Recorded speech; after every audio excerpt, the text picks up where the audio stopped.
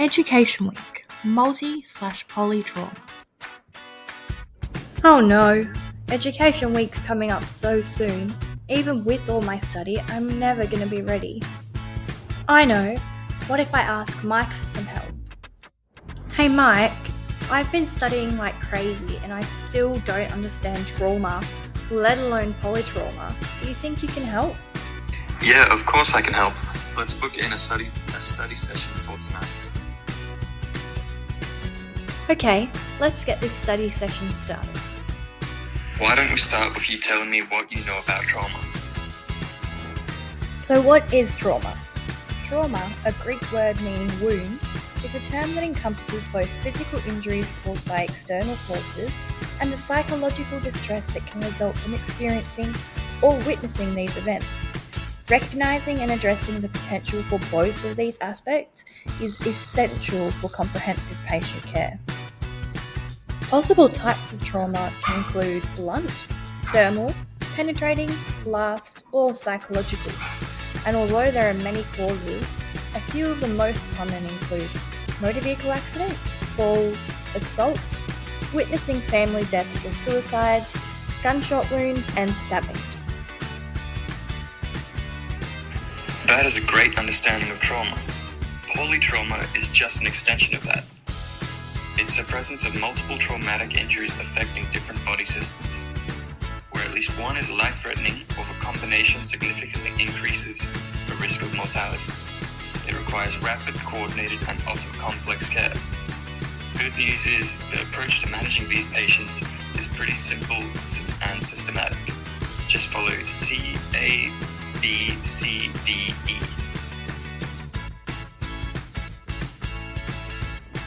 Oh, okay. That makes so much more sense. Thank you for helping me out with that. I'm glad you understand now. Maybe you can explain scene safety and mechanism of injury to me. The first thing you do when you arrive on scene is a windshield assessment. This gives you a quick idea of what is happening and where you would be best suited immediately. Then, whilst on scene, you complete a dynamic risk assessment. This is the continuous real-time evaluation of risks as the situation unfolds. It allows you to adapt to changing conditions through constant reassessment of hazards as the environment, patient condition, or scene dynamics change. This improves safety for everyone on scene through prompt recognition of new or evolving risks. It allows you to take prompt actions such as removing bystanders, moving the patient, or moving off scene if required. Just remember, observe, identify, assess, act, and continually reassess. Another good tool is the 0-point survey.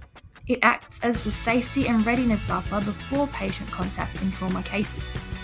It ensures the scene is safe, the team is coordinated, and equipment is ready, which ultimately leads to a faster, safer, and more effective trauma management.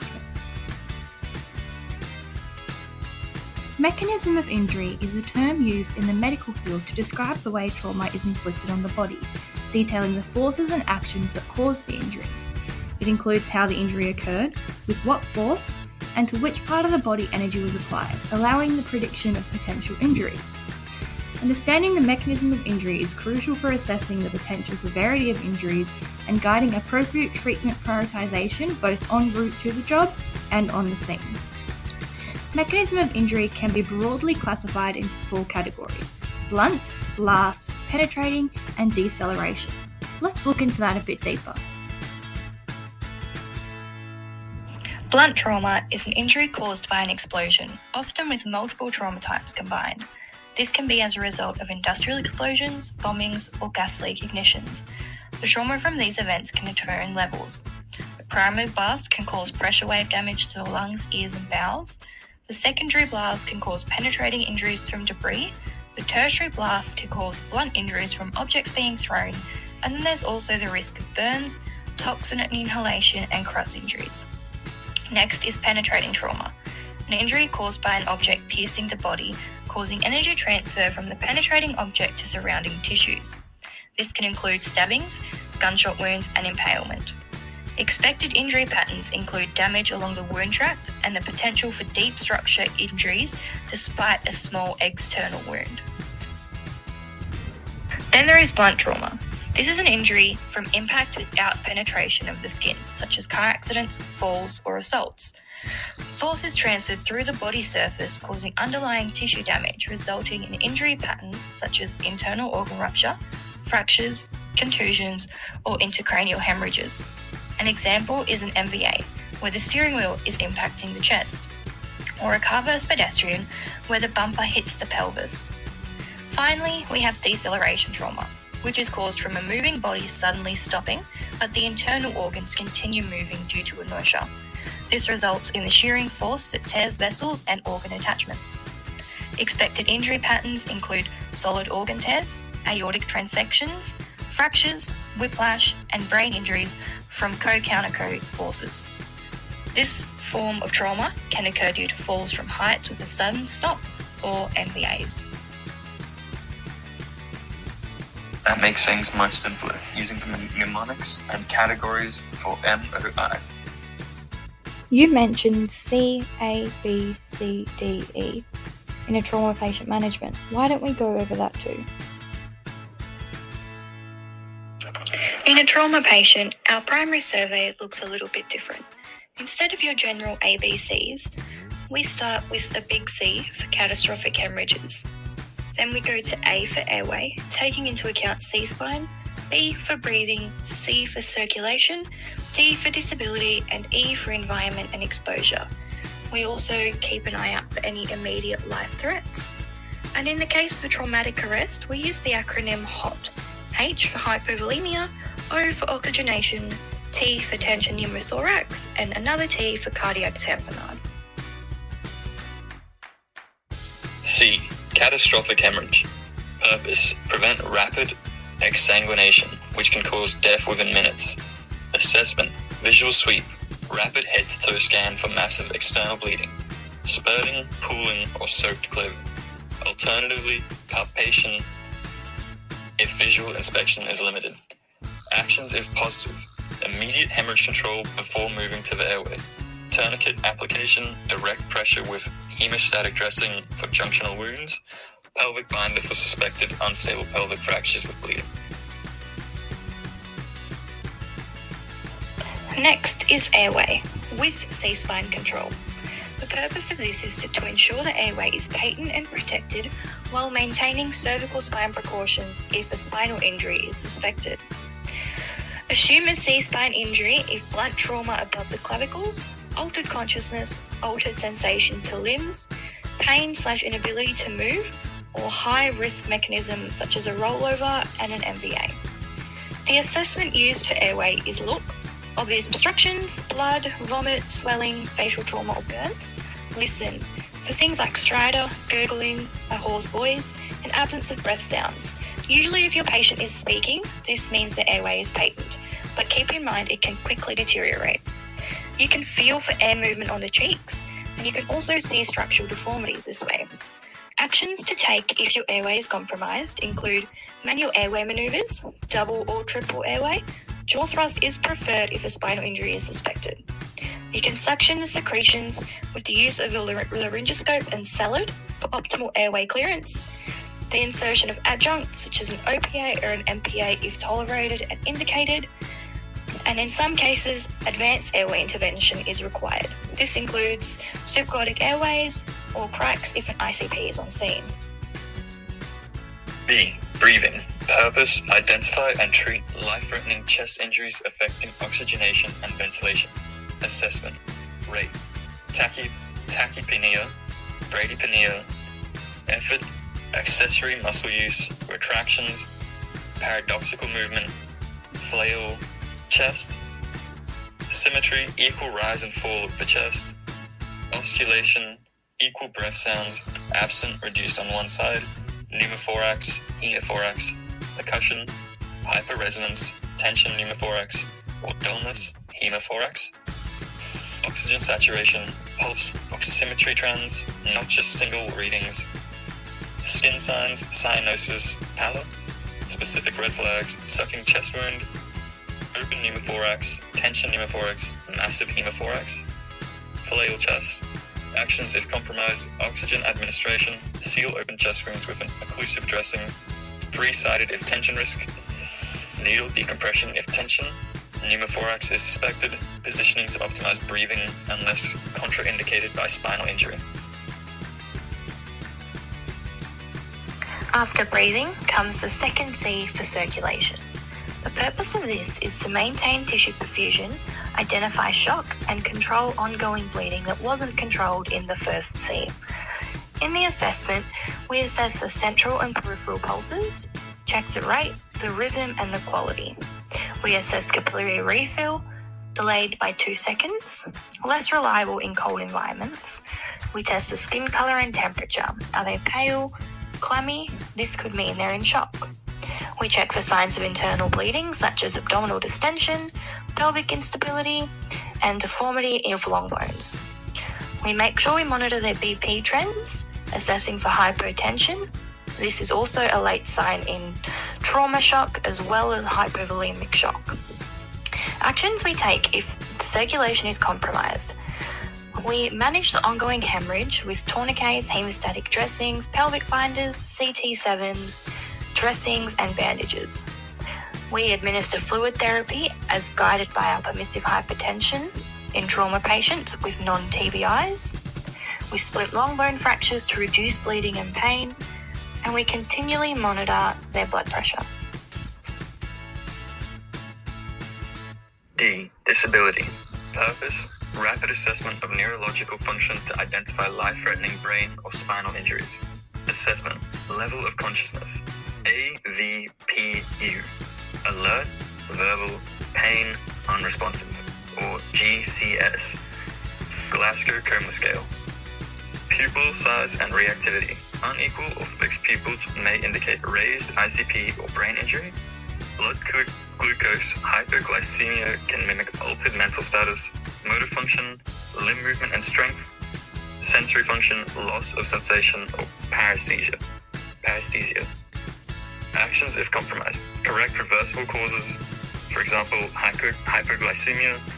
Protect airway if GCS less than or greater than 8. Maintain oxygenation and perfusion to prevent secondary brain injury, and spinal immobilization if cord injury suspected. And finally, we have E, environment and exposure. The purpose of this is to fully expose the patient to allow you to assess for hidden injuries whilst preventing hypothermia and removing them from a dangerous environment. For this assessment, we do head-to-toe exposure. We check the back, axilla, groin, buttocks, skin folds, and other areas for hidden wounds. We check for signs of burns, abrasions, contusions, or lacerations. We also make sure to check for signs of chemical or thermal injuries. We remove the environmental threats such as heat, cold, or ongoing hazards from the accident. And finally, the actions we take is to remove the clothing carefully, cut if needed, but avoid moving fractures unnecessarily. We prevent heat loss through warm blankets, keeping the patient covered when possible, and protecting the patient from wind, rain, or ground chill. In trauma cases, there are many resources that can be employed to help with various aspects of the job. Therefore, it's important to build strong inter-service relationships and ensure good teamwork skills. Some of the available resources include fire services. They can assist with extrication of patients, securing of the vehicles and structures involved in the trauma. Police. They can assist with scene safety, bystander and or offender control. Then you've got your clinical support through your ICP or DM, as well as CareFlight and RFDS. They can assist with patient transportation and extrication from remote or complex locations.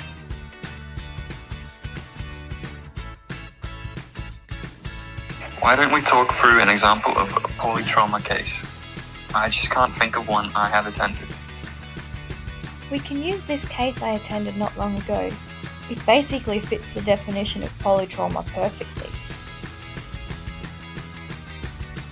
The case occurred on a weekday during the dry season at approximately 17:35. It was the MVA in Palmerston City on a busy road with lots of traffic at this time. It was about 25 minutes plus minus from the nearest trauma hospital, and there were lots of bystanders on the scene. It was a high-speed head-on collision between two vehicles. One vehicle rolled over, patient mechanically trapped with unknown status, and the other driver self-extricated with nil obvious injuries. The mechanism of injury was estimated the impact at 80 kilometers an hour, heavy front end damage, airbags deployed, significant dashboard door and roof intrusion into the driver's compartment. En route to the job, we discussed suspected injuries based on the mechanism of injury. We came up with potential of lower limb fractures, altered GCS, traumatic brain injury, a pelvic fracture, shock, superficial wounds or lacerations, chest injuries, wrist injuries, internal bleedings, spinal injuries, whiplash or coup-counter-coup injuries. On arrival to the scene, we performed a windshield assessment visualizing the following. Police are on scene diverting traffic and managing bystanders. Fires are attempting to secure the vehicles and setting up for extrication of the trapped patient. There was one patient who self-extricated sitting on the curb, alert and oriented with nil obvious injuries. There was another female patient mechanically trapped in a vehicle. She appeared slumped over, grey and diaphoretic. We provided an immediate sit rep and Mayday weighted our patient, armed with our monitor, red kit, green kit, suction and trauma kit. On arrival to the patient, we performed a primary survey. For the first C, we noticed obvious arterial bleed on the left wrist, abdominal pain and distension with obvious bruising. For airway, we noticed it was patent with nil obstructions, as the patient was speaking in short, fatigued sentences. In breathing, the rest rate was 28 and shallow, with reduced air entry on the right side, mild accessory muscle use, and an SpO2 reading of 90% on room air. In circulation, her heart rate was 124 beats per minute, but weak and thready, a blood pressure of 92/58 with cool peripheries, and a cap refill time of 4 seconds. Moving on to disability, she had a GCS of 14, eyes 4, voice 4, motor 6. Mildly confused to time, she had C-spine tenderness, and pupils were equally reactive to light at 3. For exposure, there was a large open wound over her left anterior thigh with moderate bleeding, right chest contusions and abrasions to the forearms, a deformity to the left wrist, abdominal bruising, and a small laceration to the left side of her forehead.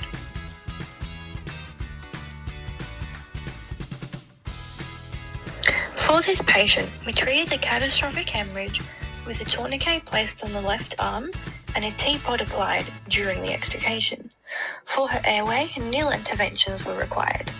For her breathing, high-flow O2 via a non-rebreather was applied. This increased her oxygen saturations to 96%, which was maintained throughout transport. For circulation, an 18-gauge IV was placed in the right ACF, and a 250 milliliter normal saline fluid bolus was given to improve her hypotension. A CT7 was applied to the left leg, with a dressing placed over the wound. A further dressing was applied to the forehead laceration. In terms of disability, a soft collar was applied. This was done prior to extrication. Exposure. Her clothing was removed for full exposure and assessment. This was done post-extrication once the patient was in the vehicle. A space blanket was then placed over her to maintain the body temperature. In terms of pharmacology, the patient was given 8 milligrams of ondansetron prophylactically and a total of 100 micrograms of fentanyl as required in 50 to 25 microgram doses every 5 to 10 minutes. Our extrication plan consisted of the firefighters removing the door, allowing full access to the patient, followed by applying a soft collar. We then used the combi board to remove the patient from the vehicle in full spinal precautions. She was then transferred onto the stretcher and into the ambulance. Once in the vehicle, the patient was reassessed post-movement. No obvious changes. The ICP climbed on board and the patient was transported to RDH Code 1. The hospital was pre-notified via a trauma back call. This is Sarah Lee, a 30-year-old female, driver in a high-speed head-on collision at around 80 kilometers per hour. There was significant dashboard, roof and door intrusion with the patient mechanically trapped. On scene, we found a left wrist arterial bleed, bleeding is now controlled. An open left femur fracture with active bleeding, also now controlled. Reduced air entry on the right side with rib tenderness. Abdominal guarding, distension and bruising with pelvic crepitus, C-spine tenderness and a scalp laceration. She was initially GCS 14 with mild confusion, but is now GCS 15. Pupils have been equal and reactive at a 3 throughout. Latest obs, her heart rate's 112, BP 102/66, breast rate 22, saturation's 96 on a high flow oxygen, temp 36.2 and sugars 6.9. We've maintained C-spine precautions, applied dressing, a tourniquet and a traction splint.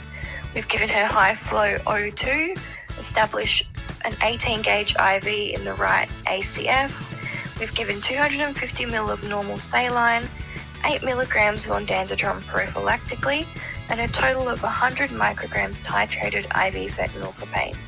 Her vitals have improved her initial hypotension, and we have no known allergies, past medical history, or medications. Wow, that sounds like a very interesting polytrauma job that you managed well. Anyways, thank you for a great study session. I feel much more prepared now. Thank you as well. I really appreciate your help and knowledge. Have a great evening, and I'll see you at Education Week.